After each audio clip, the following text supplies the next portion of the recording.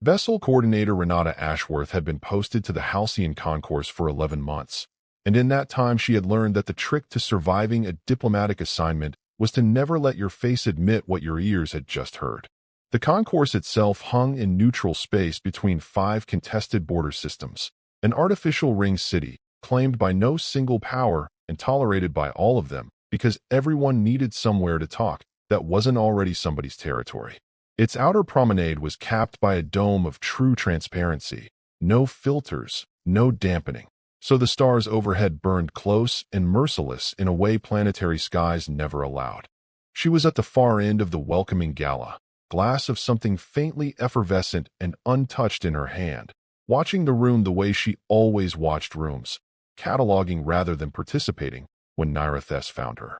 Naira was corvant, tall and quill-crested, radiating the specific unbothered ease of a species that hadn't lost a serious engagement in 400 and some years. She was also, by Corvant standards, still young, which meant her curiosity kept slipping past her diplomatic training. Coordinator Ashworth. Naira's translation collar lent her voice a faint chiming overtone. I've spent the better part of a year reading everything available on your species. That's flattering. It isn't flattery. It's a puzzle I can't solve. Naira tilted her head, the pre-confession gesture Renata had learned to recognize. Your people have sat in this assembly for 198 years. In that span, no fleet, no cartel, no rogue polity has ever seriously moved against Earth or any human colony. Not once. Your registered military spending is smaller than a mid-tier shipping guild security budget. Your colonies are scattered and lightly held. By every rational measure, your species should have been swallowed decades ago. She paused. It hasn't been. So I'm asking you directly. Why not? The gala didn't go silent. Not exactly. But 3 nearby conversations quietly stopped being conversations, and the Braxton cultural attaché, standing near the buffet, drifted a half-step closer without appearing to move at all. Everyone wanted this answer. Nobody else had dared ask for it outright. Renata held Naira's stare, which was itself an accomplishment, since Corvins blinked constantly and rapidly, and Naira somehow wasn't. That's a very good question, Renata said, and sipped her drink, and said nothing further. Naira made a soft, irritated sound her collar rendered as a chime. You're stalling. I'm answering. Just not tonight. When then? When it matters. She had no idea, that evening, that when it matters was less than 2 days out. The next morning's assembly session was routine, tariff language between 2 mining consortiums, a border adjustment nobody actually cared about. Renata sat in the human delegation's seats, near the chamber's rear, because humanity's tenure didn't by better placement yet. She voted where required and spent most of the session watching the Braxton attaché, a broad-built man named Sar Delane, who was very obviously not watching the tariff debate. He was watching her. The Braxton Compact was the Assembly's dominant military power and had been for close to 3 centuries, built on superior fabrication technology, a demonstrated willingness to use it, and an institutional confidence that had over generations hardened into something less pleasant than confidence. They rarely fought outright wars. They didn't need to. They simply made preferences known, and everyone recalibrated. Everyone except humans, not from defiance, but because no Braxton negotiator had ever actually gotten far enough to state a preference worth recalibrating against. CORR had been building a profile on humanity for years. Renata had seen fragments of it, intercepted through channels she wasn't supposed to mention existed. He believed he was close to a complete picture. She doubted it. After the session, her attaché, a quietly competent man named Idris, caught up with her in the transit corridor. Flag on your terminal. Earth Defense Coordination. Amber priority. Thank you, Idris. Get some rest tonight. He nodded and peeled off. She went to her quarters and opened the message. Short, clinical. A Braxton scout wing, 5 vessels, had shifted course through the outer lanes roughly 14 hours prior. New heading. Consistent with an approach on Meridian Hollow, humanity's 5th colony, some 290,000 residents, orchardists mostly, a scattering of technicians, 1 teaching hospital, gentle gravity, decent rain. No hail sent. No approach notice filed. A clear violation of assembly protocol. Just a slow, deliberate, unexplained drift toward a place where people lived. She read it twice. Sent one line back. Contain them. The reply came in 7 minutes. Already in motion. She closed the terminal and found Naira in the upper gallery, quiet at that hour, two Severlin elders murmuring near the window, stars unblinking beyond the glass. She sat across from Naira without asking permission. Naira studied her. Something's happened. Something's happening. The Braxton. She didn't confirm it. She didn't have to. Naira had clearly been tracking fleet movements of her own. Her crest lowered slightly, and for one unguarded moment, she looked less like a career diplomat and more like someone young and uncertain. How much danger is my homeworld in? Naira asked carefully. If this goes wrong. Corvant space borders Braxton territory on 2 flanks. That's a fair thing to be worried about. Renata leaned forward. I'm going to tell you things about my people that exist in no file you've ever been given. When I'm done, I think your worry is going to look different than it does right now. Naira held her gaze a long moment. All right. The stars crept past the window, and Renata began to talk. She told Naira about Earth honestly, not the sanitized intake briefing version. She explained that every species in the assembly, upon reaching a certain developmental threshold, passed through some kind of unification, sometimes forced by an outside threat, sometimes by biological instinct toward cohesion, sometimes simply because cooperation became so obviously more efficient than conflict that unity arrived on its own. Humans hadn't unified that way. They'd split instead, rebuilt, split again, built nations and burned them down, signed treaties and broken them within a generation, invented devices purpose-built to end each other efficiently, used them, more than once, on their own cities, and hadn't collapsed. They'd rebuilt, twice, then kept building past that. Naira had gone very still. What every other species misreads, Renata said, is that they look at that history and see chaos. A species that nearly destroyed itself repeatedly, therefore unstable, therefore dangerous the way a broken machine is dangerous. Unpredictable, accidental. That's wrong. Then what are you? Dangerous the way someone is dangerous once they've survived enough bad situations to stop being surprised by them. We aren't reckless. We aren't suicidal. We're just not frightened by the possibility that things could go very badly, because they already have, repeatedly, and we're still here. Naira was quiet. A maintenance drone drifted past the window outside, blinking lights against black. You said there were things not in any file. About 40 years after first contact, once Earth's governments understood how this assembly actually operated, they reached a quiet understanding. Not a treaty.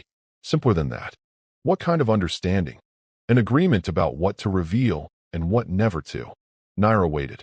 Most newly contacted species posture, Renata said. Show their strongest ships at the border. Make sure everyone understands exactly what they're facing.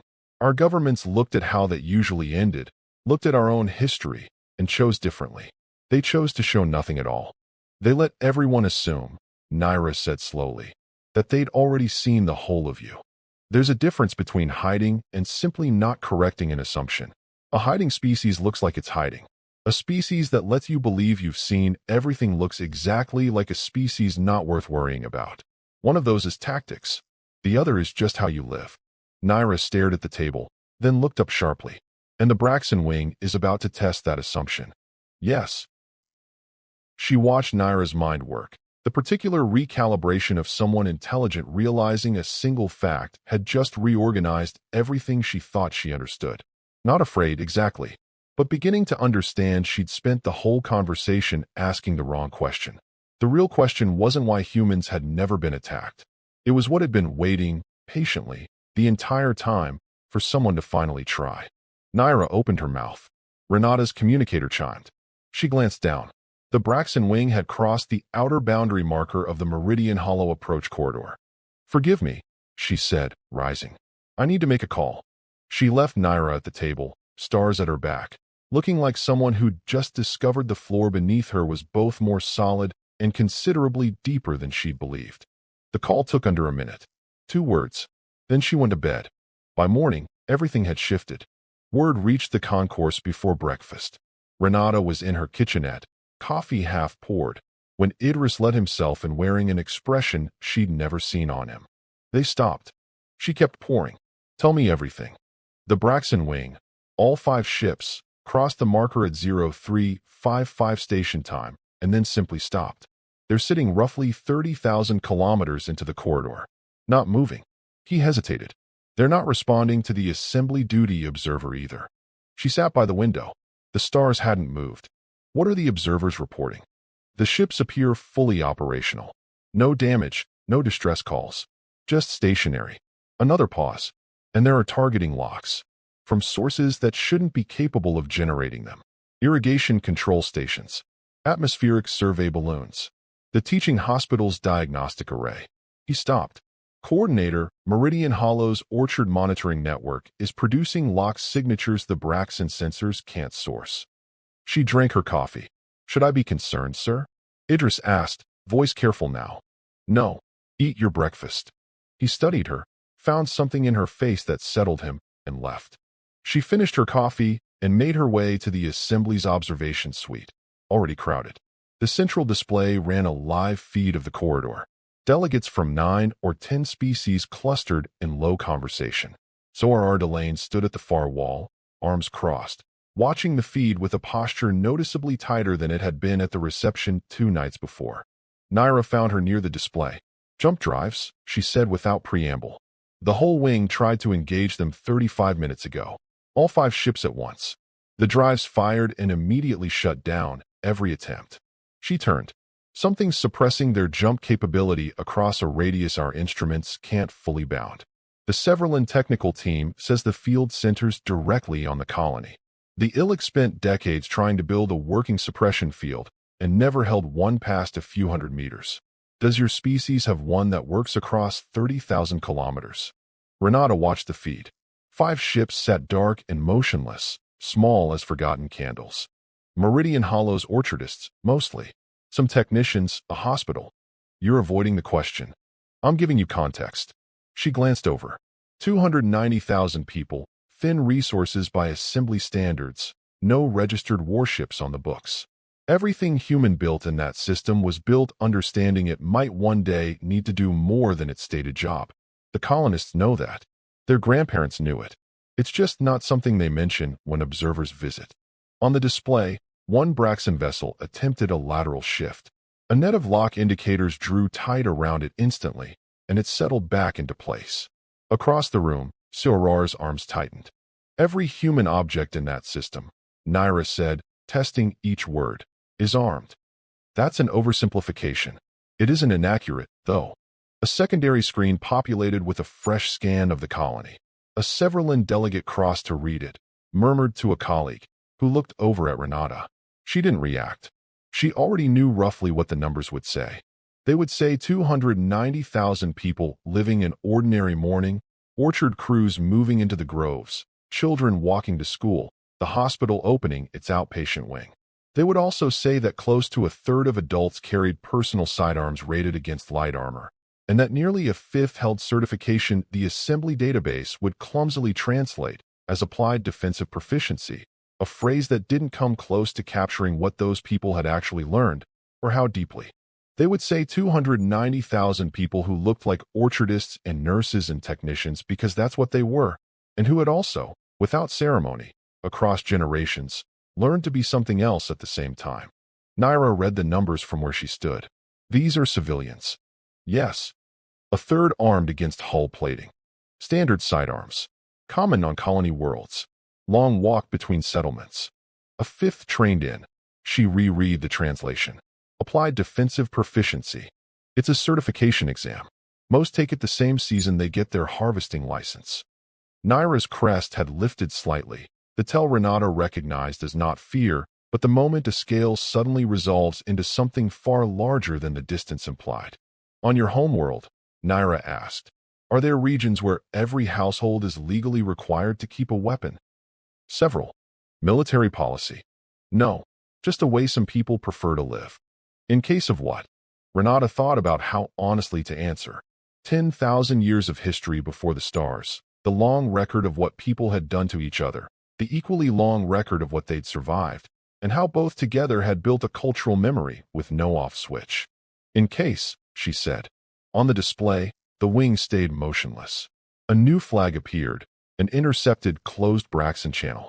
The Severlin translator crossed quickly to the senior delegate present, an ancient figure named Osek Vane, who had sat through more consequential assembly sessions than anyone alive.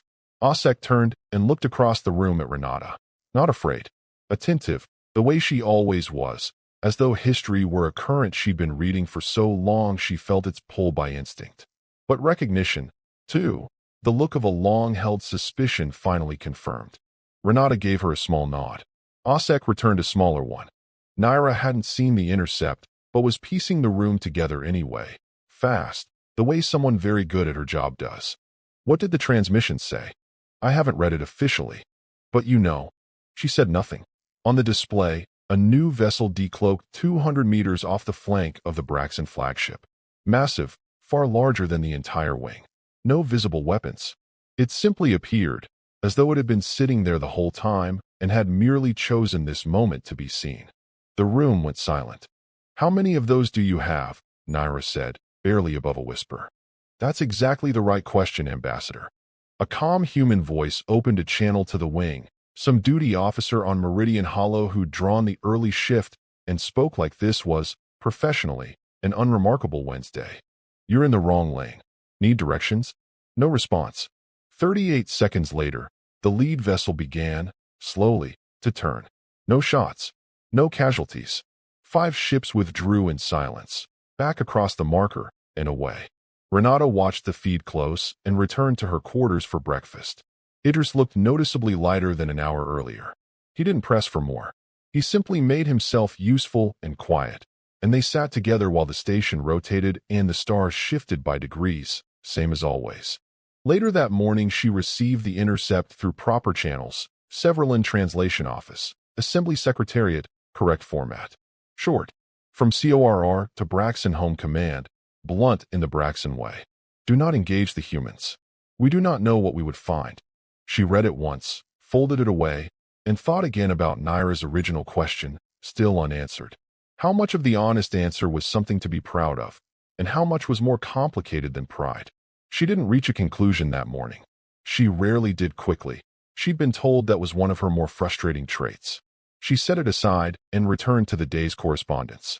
Osek found her that afternoon in the Assembly Archive, the one room on the concourse most delegates avoided, since most preferred spaces with more people in them. Quiet, softly lit, smelling of recycled air, a smell Renata had always found strangely comforting. Osek moved with the deliberate care every Severlin carried, each step a considered decision. She was somewhere past 4 centuries old, though Severlin didn't count years the way most species did. She'd been at the assembly longer than anyone, present at humanity's very first intake session, and had told Renata once that she'd found humans baffling from that first hour. She sat without preamble. The Braxton wing has fully withdrawn. Yes. CORR has filed a complaint alleging Meridian Hollow violated arms transparency protocol. It won't hold. That protocol only covers registered warships, and the colony has none registered. But the filing itself is telling. He's embarrassed. He's reconsidering, Osek said. Which matters more? She folded her hands. I've watched your species 200 years, coordinator. I have a vantage most delegates lack. I know. The others look at yesterday and believe one of two things.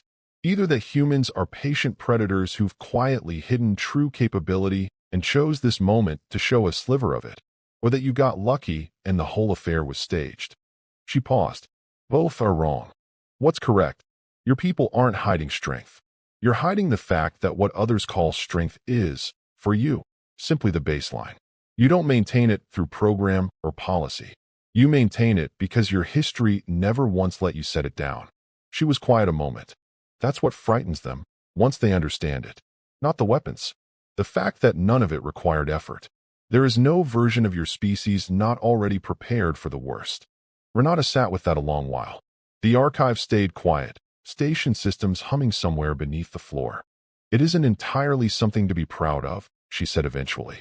What made you this way? Fear. 10,000 years of fearing each other. Not outside threats. Ourselves. Neighbor against neighbor, nation against nation. That fear is why we're ready. Not wisdom. Fear. Yes. And we brought it with us. Yes. Osek tilted her head. And now every species here has spent 2 centuries looking at you and feeling something it couldn't name. What they feel is this. They've never feared what you fear, and that terrifies them. Is there going to be a coalition? Renata asked. The word had already been moving through the concourse's corridors all morning. 3 smaller factions drafting a formal capability review. Everyone knew what it meant. Everyone knew who it targeted. There will be an attempt, Osek said. Whether it succeeds depends on tomorrow. Your government has been in contact. Not a question. She answered anyway. They want it stopped. Not because they fear the outcome of a review, but because a formal demonstration ends the uncertainty. And the uncertainty is the entire point. Osek nodded slowly, confirming something already anticipated. The real question every species is asking isn't what you can do. It's whether you could be provoked into doing it. Whether there's a line. Whether you lose control. CORR believed there was one, and believed he'd located it roughly. He was wrong about the location. Not wrong that it exists. He simply couldn't find it. And that, Osek said, rising carefully, is exactly what they need to keep believing. She left without another word. Renata sat alone a while, thinking of home, a planet that had produced both symphonies and terrible weapons, sometimes in the same century, the same city, by the same people. A species never fully at peace with itself, carrying that fact to the stars like a stone in its pocket. So familiar most had stopped feeling the weight. She thought of the 290,000 people on Meridian Hollow who'd woken that morning and simply lived their day, and who had, without drama, helped stop a fleet from crossing a line. Orchardists, nurses, technicians, and other things simultaneously. She thought of Naira's question, still not fully answered, and what the full answer would cost to say aloud before the whole chamber. Then she rose, set the thought aside, and went to prepare. The corridors outside were busy, delegates moving in tight clusters, information traveling fast. She caught fragments walking. Coalition. Review. Humans. 6 languages, 6 inflections, some curious, some colder. Idris caught up with her. Resolutions formally submitted. 3 sponsors, 10 co-signatories. Who? He listed them. She listened without reacting. 2 names surprised her slightly. Tomorrow's agenda? Yes. Get some sleep tonight, Idris. Tomorrow's long. He nodded and left. She continued on, past delegates watching her with new interest, past windows and endless stars, to her quarters. She sat a long while, untouched by correspondence, thinking about what to say and how, and whether saying it clearly enough to matter meant giving away more than she wanted to. There was a version of tomorrow that went well and one that didn't. In the bad version, humanity would be forced into a formal demonstration, and the uncertainty that had kept the peace for 2 centuries would simply be gone, replaced with something calculable, something every future aggressor could plan around. In the good version, she'd have to stand in that chamber and tell the truth about her species more completely than she ever had. She wasn't sure which she was more ready for. She made tea she didn't drink and went to bed, thinking, as she often did in quiet hours, about every human who had ever stood in a hard place and found themselves readier than expected.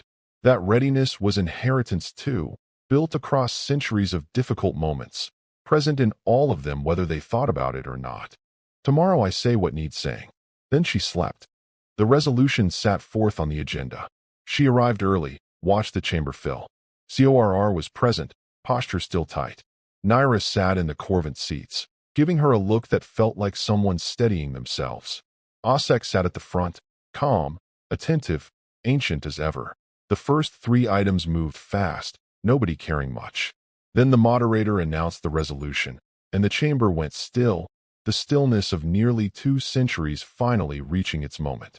The lead sponsor, a Severland delegate named Cornvale, read it aloud, politely worded, calling for a mutual capability review in the spirit of transparency, noting recent events had raised questions the existing framework hadn't addressed. It never named humans. It didn't need to. The moderator opened the floor.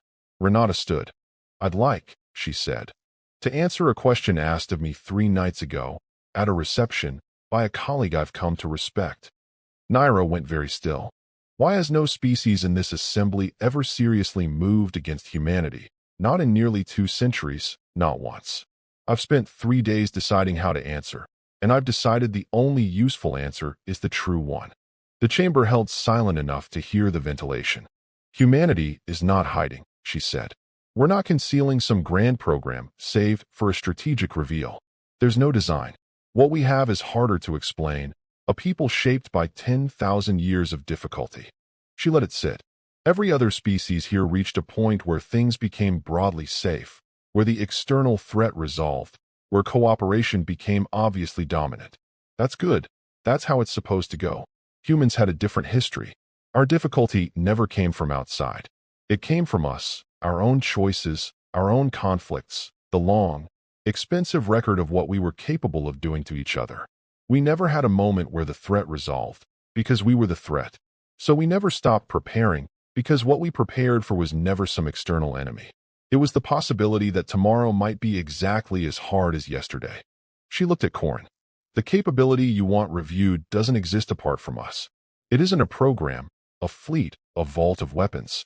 It's 290,000 orchardists on Meridian Hollow who learned, the way their parents and grandparents learned, that the world asks you to be ready, and who built that readiness into daily life, with no more ceremony than planting a field. She looked at Core. The most dangerous thing about my species was never a specific weapon. It's that we don't have an off switch. We never reach a threshold of sufficient safety and relax into it. Maybe we never will. She looked at Osek. And we know this about ourselves. We've known it a long time. It's why the quiet arrangement was made decades after contact, not to deceive anyone, but because we understood, from our own history, that a threat which can't be measured can't be calibrated against, and a species impossible to calibrate against is not one any sensible actor wants to provoke. Back to center. This resolution asks for transparency, so let me offer it. Humanity has prepared for conflict since before we had a word for it. We're still preparing. We'll keep preparing, not because we want war, we want it less than anyone in this room. We simply have more direct experience of its cost. But we have never once stopped being ready. The honest answer to why no one has moved against us in 2 centuries isn't that we're hiding something clever. It's that everyone who looked closely enough saw a species that would simply never stop. Silence held. I'd asked the sponsors to consider what a formal review would actually produce. A number. Specific, documented, permanent. And that number, whatever it turned out to be, is exactly what every future aggressor in this galaxy would spend the next century planning around. She let it land. Right now there's no number. Only uncertainty. And uncertainty, I believe this chamber understands as well as anyone, is the most effective deterrent ever devised. She sat. The room didn't erupt, held its silence a beat too long, then slowly filled with sound again. The vote came in tighter than she'd hoped, tighter than Osek had predicted, though Osek told her afterward she'd expected exactly this margin and hadn't wanted to add to the pressure the night before. The resolution failed by 5 votes. The Severland bloc voted against it as one body, in their usual silent unity. 3 other delegations voted no for reasons she understood as essentially practical. Nobody wanted the number confirmed either. Afterward, in the emptying chamber, Soror walked past without a glance, but slowed for half a second, and she took that as the closest thing to acknowledgement he had in him. Nairo waited in the corridor, changed since the reception 3 nights before, carrying something heavier now, not unhappy, just fuller. "I've been thinking," she said, "about everything you told me. I think I asked the wrong question from the start. I asked why no one attacks you. The real question is what happens inside your species when someone finally does. What happens to you after?" "We win," Renata said. "Yes, I understand that now." A pause. "But who are you afterward?" She didn't answer immediately. It was, she thought, the most honest question anyone had asked her in a long time, the one she'd sat with in the dark the night before. "That," she said, "is something we think about." Naira held her gaze. "Good. I'm glad." They stood together a moment, station humming, delegates moving past in their usual traffic, the ordinary rhythm of a platform on a morning that hadn't, in the end, turned catastrophic. "If something came," Naira said, quieter, almost to herself, from beyond the border charts. Something none of us had ever seen. Something none of us understood. And everyone was afraid. "Yes. I'd want to be standing next to a human."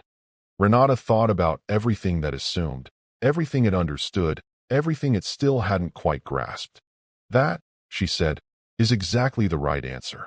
Naira nodded once and walked back toward the Corvent suite, crest settling into something like peace. Renata went the other way, past delegates watching her differently now, past windows holding the stars fixed and endless, past all the small, ordinary details of a station that belonged to no one and served everyone. She stopped at a window and looked out.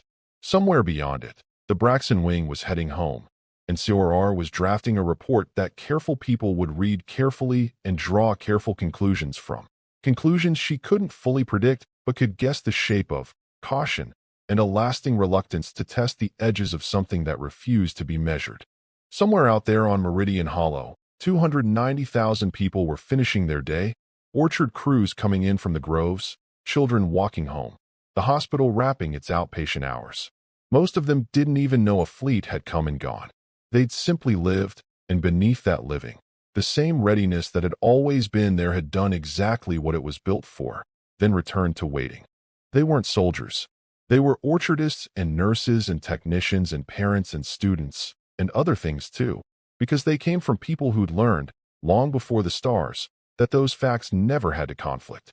She thought about what Osek had said. Your peace is the peace of something that has already learned to live with the worst. She thought about whether that deserved grief or steady carrying, and decided, standing there, it deserved both, and that this was the most honest answer she'd found in 3 days of searching for one. Idris found her still at the window when the afternoon session called. "Ready, coordinator?" "Yes," she said, and turned from the stars and went back to work. They were human. They had been ready a very long time, long before anyone out here thought to ask why, long before the stars carried names they recognized, long before any of this. Ready since before they knew what they were getting ready for.